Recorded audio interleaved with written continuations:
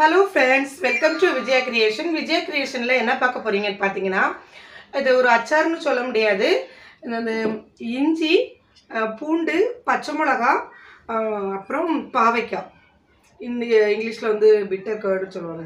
இத பாவைக்காய் வந்துட்டு நிறைய பேர் வந்து நம்ம இப்ப சுகருக்கோ இதுக்கோ இல்ல நார்மலாவே பசங்க எடுக்கிறதே கிடையாது, சாப்பிட்றதும் கிடையாது செஞ்சா. ஸோ சுகர் பேஷண்ட்டுக்கு வந்து இந்த மாதிரி செஞ்சு வச்சிட்டோம்னா நம்ம டெய்லி கூட ஒரு ஸ்பூன் வந்து நம்ம ரைஸ் கூட சாப்பிட்டுக்கலாம். அதில் சப்பாத்தி சாப்பிடும்போதோ சைட் டிஷ்ஷாக வச்சுக்கலாம். இஞ்சி இருக்குது, அப்புறம் பூண்டு இருக்குது. இதில் கூட நான் வந்து லெமன் பிழிஞ்சி விட்டு உப்பு போட்டு குலுக்கி வச்சுருக்கேன். சம்டைம் நம்மளுக்கு வந்து தலை சுற்றுற மாதிரி இருக்கும். அந்த டைமில் இதில் நம்ம ஒரு 2 ஸ்பூன் போட்டு எடுத்து சாப்பிட்டுட்டு நல்ல ஒரு சுடுதண்ணி குடித்தோம்னா அப்படியே ஸ்பாட்டில் அளவுக்கு கிளியர் ஆகும். அந்த அளவுக்கு இதுக்கு நம்மளுக்கு டைஜஸ்ட்டுக்கு உதவும். பாவைக்காய் வந்து சாப்பிடாதவங்க டெய்லி இந்த மாதிரி யூஸ் பண்ணுங்கள். இதை ரெசிபியை தான் பார்க்க போகிறோம். வாங்க எப்படி ஸ்டோர் பண்ணி நம்ம இதை சாப்பிடலாம், டெய்லி மெயின்டைன் பண்ணுறதுக்கு பாவைக்காவை எப்படி யூஸ் பண்ணலாம் அப்படிங்கிறத நான் காட்டுறேன்.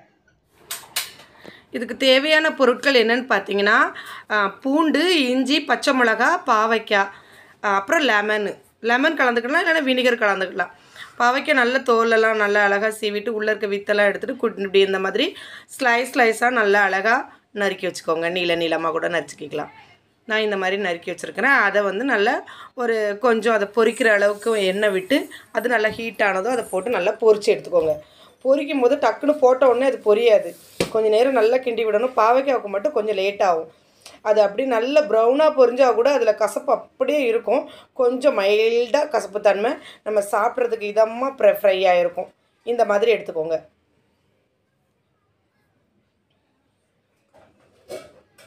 இப்போ எல்லா பாவைக்காவும் இப்போ எல்லாத்தையும் பொரித்து எடுத்தாச்சு. இப்போ நெக்ஸ்ட்டு வந்துட்டு நம்ம பூண்டு பொரித்து எடுத்துக்கலாம். பூண்டு பார்த்திங்கன்னா நம்ம தேவைக்கேற்ப தான் யூஸ் பண்ணியிருக்கிறேன். இப்போ வந்து நான் வந்து 1/2 kg வந்து பாவைக்காய் ஃப்ரை பண்ணியிருக்கிறேன். இதில் வந்துட்டு 250 கிராம் வந்து பூண்டு எடுத்துருக்கிறேன். இதோடு நம்ம கம்மியாகவும் சேர்த்துக்கலாம், இல்லைனா ஜாஸ்தியாகவும் சேர்த்துக்கலாம். ஒன்றும் பிரச்சனை இல்லை, ரொம்ப நல்லது உடம்புக்கு. இந்த மாதிரி அதே ஆயிலில் நல்லா ஹீட் பண்ணிவிட்டு சிம்மில் வச்சுட்டு நல்லா ஃப்ரை பண்ணி அதை எடுத்துக்கோங்க. பூண்டு வந்து 3/4 ஃப்ரை பண்ணாலும் நடக்கும், நல்லாயிருக்கும். ப்ரௌனாக இந்த மாதிரி எடுத்துக்கிட்டாலும் ஓகே, நல்லது, ரொம்ப நல்லது. டெய்லி இந்த மாதிரி ஃப்ரை பண்ணி வச்சுருக்கத ஒரு 4 பீஸ் சாப்பிட்டாலும் போதும். பசங்க இப்போ நம்மளுக்கு முன்னாடிலாம் லசம் சுட்டுலாம் தருவாங்க, இப்போ அது செய்கிறதுக்கு நமக்கு டைம் இல்லை. இப்போ நான் அதே இஞ்சி எடுத்து வச்சுருக்கிறேன். அந்த இஞ்சியும் அதே எண்ணெயில் இந்த மாதிரி நீல வாக்கில் தோல் சீவிட்டு குச்சியாக நறுக்கி வச்சுருக்கேன். அதையும் நல்லா ஃப்ரை பண்ணி எடுத்துக்கோங்க.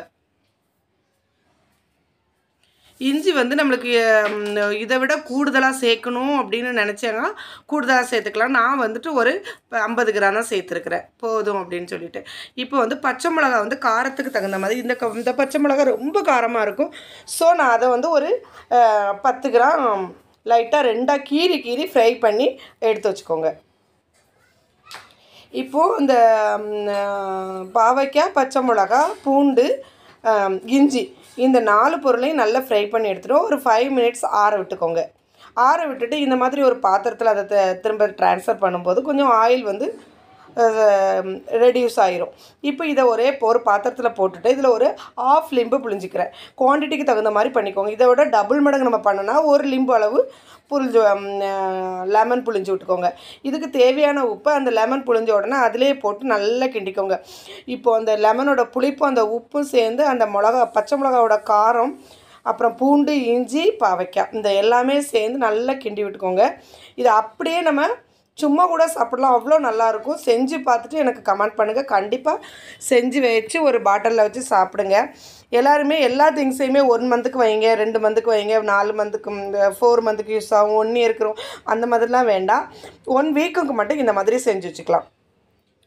சண்டே இந்த மாதிரி நம்ம செஞ்சு வச்சுக்கிட்டோம்னா பசங்க சாப்பிடும்போதோ, ரைஸ் சாப்பிடும்போதோ, ரொட்டி சாப்பிடும்போதோ அதை சைடில் ஒரு ஸ்பூன் வச்சு அவங்களுக்கு தெரியாமலே நம்ம அப்படியே ஊட்டி விட்டால் கூட போதும். எல்லாத்தையும் எப்படி ஃப்ரை பண்ணி ஏதாவது எந்த மாதிரி ரெடி பண்ணுறேன்னு பார்த்துருப்பீங்க.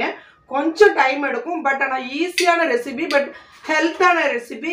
இந்த வெயில் டைமுக்கோ, அப்புறம் பனி டைமுக்கோ, மழை டைமுக்கோ டைஜஸ்ட் சரியில்லையோ இல்லை சுகர் ஜாஸ்தியாக இருக்குன்னா டக்குன்னு டேப்லெட்டோட ஸ்பாட்டில் யூஸ் பண்ணுற இந்த இதை வந்து நீங்கள் செஞ்சு வச்சுக்கோங்க. ரொம்ப நல்லது. தேங்க்யூ.